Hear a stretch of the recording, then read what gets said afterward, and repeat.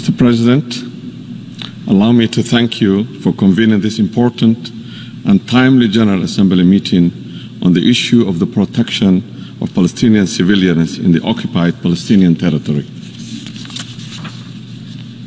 At the outset, I would like to begin by expressing my heartfelt condolences to the Palestinian people and the government over the loss of the civilians' lives, including women and children, and offer my wishes for the speedy recovery of all who are injured. We pray for the continued strength and resilience for the people of Palestine. Mr. President, the deteriorating situation in Palestine occupied territories, including East Jerusalem, is unacceptable and cannot continue. We are all bearing witness to the illegal and unproportionate use of military force against the Palestinian civilian population.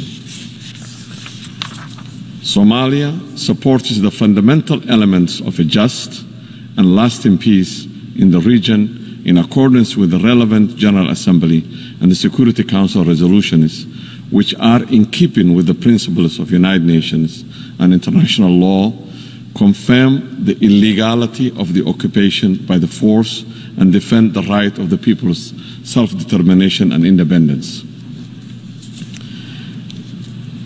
The evidence in this regard of the occupying force of more than 700 General Assembly resolutions adopted since 1948 and more than 80 Security Council resolutions is a source of major concern for Somalia and many other people in the world.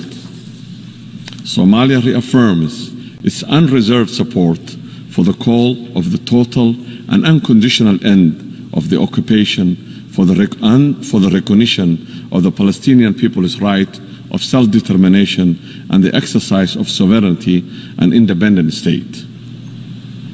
In a global COVID-19 pandemic environment, the illegal blockade of Gaza continues in defiance of international humanitarian and human rights law.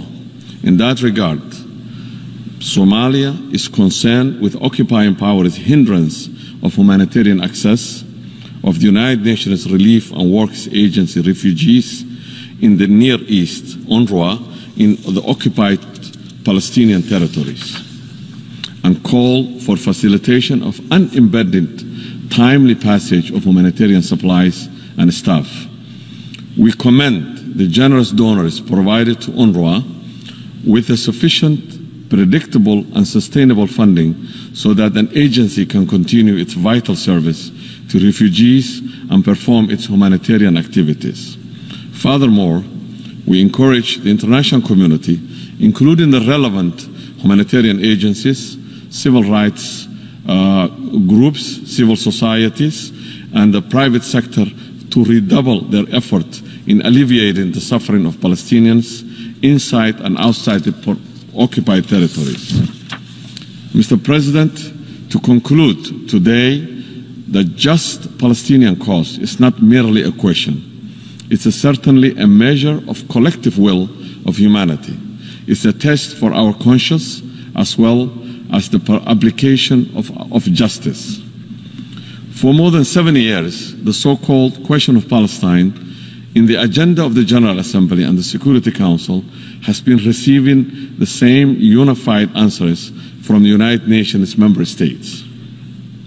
In that regard, I reiterate that message without fear of contradiction that the only long-term option for the resolution of the long-standing military aggression is the end of the occupation of Palestinian territories and full recognition of a free, sovereign and independent Palestine with East Jerusalem as its capital in accordance with the relevant resolutions of the Security Council and the General Assembly. Somalia and its people will continue to support and stand in solidarity with the Palestinian people and government in their unwavering pursuit of their legitimate rights, including to live in peace with secure and internationally recognized boundaries and unalienable rights of its people.